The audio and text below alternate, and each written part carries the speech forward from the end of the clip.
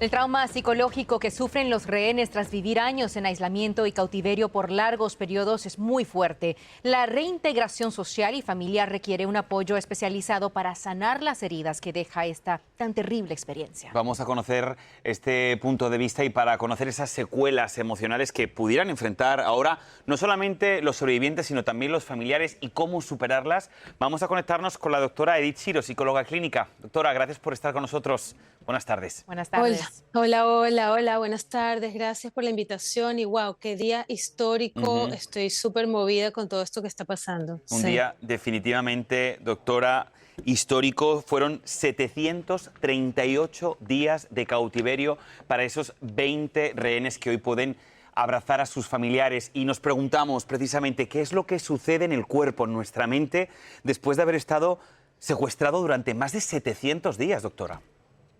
Sí, bueno, te puedo contar un poco la teoría porque no he estado trabajando directamente con los rehenes, estoy trabajando con los soldados y con sobrevivientes, pero no directamente con los rehenes. Sin embargo, la transición de estar en cautiverio a estar al aire libre es bastante grande, es shocking, todo lo que tiene que ver con la segregación de dopamina, serotonina, norepinefrina, donde el cuerpo tiene que reajustarse a la luz, se tiene que reajustar a las sensaciones en el cuerpo, se tiene que reajustar a muchísimas cosas y desde el punto de vista emocional hace una gran diferencia estar sin contacto físico, sin interacción, sin recibir abrazos o ver otras personas, a de repente estar abierto a eso. Puede ser muy abrumador al principio y bastante difícil porque el cuerpo se acostumbra a estar en modo supervivencia, a estar completamente en fight or flight, que quiere decir o huyo Sí. o me peleo o me congelo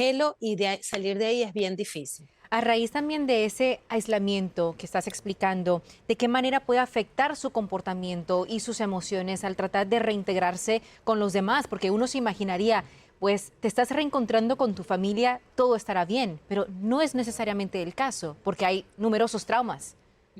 Sí, por supuesto. Ya hemos visto de otros rehenes que han venido saliendo a lo largo de estos 2 años. Una de las cosas, por ejemplo, que les cuesta muchísimo es confiar en el otro, en quien sea, ya sea familia, ya sea amigos, abrirse a la posibilidad de empezar a expresar lo que quieren, lo que desean. Una de las cosas que vimos también es no pueden expresar sus necesidades claramente. O sea, si tienen hambre, si tienen frío, si tienen sueño, es difícil darse el permiso para hablar de estas cosas. Otro de los temas importantísimos es que hubo varios rehenes, por ejemplo, que salieron y hablaban en voz muy bajita porque se acostumbraron a hablar así para estar protegidos y para que nadie los escuche, y les tomó meses poder volver a tomar su voz otra vez. Entonces, encontrar un lugar en la sociedad, así como cuando la gente sale de la cárcel después de muchos años, buscar otra vez un lugar en la sociedad, en reencontrarse con relaciones, aunque quieran, aunque sean cariñosas, amorosas, es una transición que es bien difícil de hacer, toma tiempo, eso no pasa de la noche a la mañana, es un reajuste para las familias también. Aquí hay mucho el tema de estrés postraumático que se tiene que tratar. Aquí hay muchos profesionales ahora mismo que he estado leyendo en Israel y en otras partes del mundo, entrenados y recibiendo para tratar específicamente PTSD, estrés postraumático, porque tiene que ser algo progresivo, poco a poco, y es como una exposición lenta a otra vez las estimulaciones y lo normal dentro de la sociedad. Doctora, a mí me gustaría hacerle dos preguntas en una, porque me surge, ¿no? Dentro de todo este proceso que están enfrentando estos 20 rehenes, ¿qué crees que es más duro de superar? ¿Ser testigo de un ataque terrorista tan tremendo, tan bárbaro, como hemos podido ver en las imágenes, que fueron testigos y que definitivamente vivieron en primera persona, o el haber estado más de 2 años en cautiverio? Si usted fuera uno de esos psicólogos que va a tratar a estos rehenes, ¿por dónde se empieza a tratar una persona así? Muy buena pregunta y fíjate, en este momento la diferencia entre ser testigo del ataque terrorista o estar de rehén se ha combinado en una sola larga experiencia de trauma complejo. Entonces lo trataría como un trauma complejo desde el principio. ¿Qué quiere decir eso? Que no es un evento específico que pasa en un momento particular, sino que es una situación crónica, ¿verdad? Que está pasando a lo largo del tiempo y que son ya capas de trauma que se han ido viviendo poco a poco. Borja, te puedo decir algo con muchísima tristeza, esto toma años recuperarse de esto, no solamente años para la persona, sino yo como desde el punto de vista familiar y sistémico te puedo decir lo que las familias, lo que han vivido estos años y las generaciones que vienen de estas personas que han vivido esto también son afectadas porque a nivel de ADN, esto es una información que se registra en el cuerpo y el cuerpo la va cargando a lo largo de todo este tiempo. Entonces te digo que es un trabajo largo y arduo para volver a recuperar la sanidad y volver a recuperar la estabilidad. Por eso es que es tan importante la paz, porque una de estas cosas afecta no solamente en el presente, sino que afecta a lo largo de muchos años por muchas generaciones. Increíble, sí, años y años de terapia y de apoyo. Ahora, ¿qué pueden hacer los familiares? Le doy un ejemplo. Aquí, como parte de este grupo, hay esposos, hay hermanos, hay hijos. Y ahora, de alguna manera, también afecta la dinámica entre sus parejas o sus padres. ¿De qué manera pueden los seres queridos entonces apoyarlos? Porque ellos también van a tener que, quizás, pienso yo, ser parte de esa terapia para saber cómo tratarlos. Totalmente. Fíjate que una de las cosas importantes es entrenar y educar a los familiares de cómo recibir y cómo adaptarse a esta transición. Muchas veces las personas que pasan largos años de trauma, el reajuste es tan difícil que hemos llegado al extremo de que las personas se suicidan. Desafortunadamente, eso es una de las consecuencias que hemos visto que ha pasado no solamente en Israel en estos 2 años, sino otros con nuestros veteranos de guerra aquí en Estados Unidos también. Entonces, que la familia sepa cuáles son estos pasos para transitar el trauma, para entender cuáles son las exigencias, cuáles son las demandas, cuáles son las limitaciones a nivel emocional y psicológico, tiene que ser importante. Y esto es un trabajo no solamente de familia, sino de comunidad.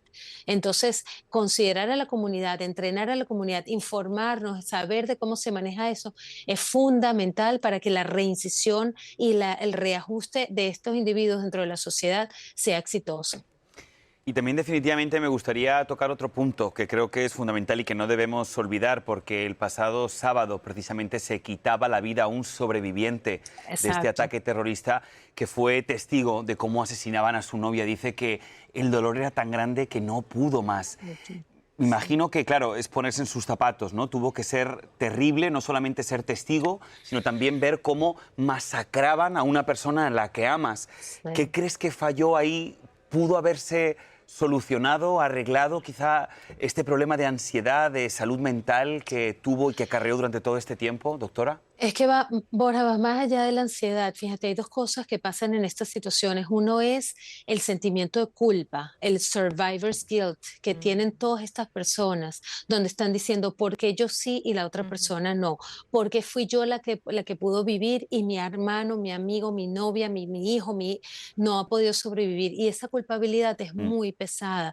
Y la otra parte de todo esto es que las imágenes se graban en el cerebro de una manera que se repiten constantemente. Entonces, más allá de que ya el evento sucedió, nuestro cerebro repite como flashbacks y como una especie de oleaje de memorias que vienen constantemente, aunque estés desconectado emocionalmente, esas imágenes se quedan y hay como que reorganizar el cerebro y las conexiones neuronales para que eso no siga sucediendo. Entonces, créeme, es todo un entrenamiento psicológico, emocional y neurológico para reajustar a las personas a poder vivir sin estas imágenes tan traumáticas y estas experiencias tan extremas, porque son extremas realmente, ¿no? O sea, son muy difíciles de entender para cualquier ser humano si no lo has vivido. Son muchas fases y también, como bien dijiste, años para poder enfrentar esta situación. Pues un día histórico y de mucha celebración, pero al mismo tiempo queda mucho trabajo por hacer por delante. Doctora Sí, Edith de Shiro, verdad que sí, De adelante. verdad que lo que quiero es decir que ojalá que con todo esto aprendamos de la paz, porque esto sucede para aprender, como digo en mi libro del inesperado regalo del trauma,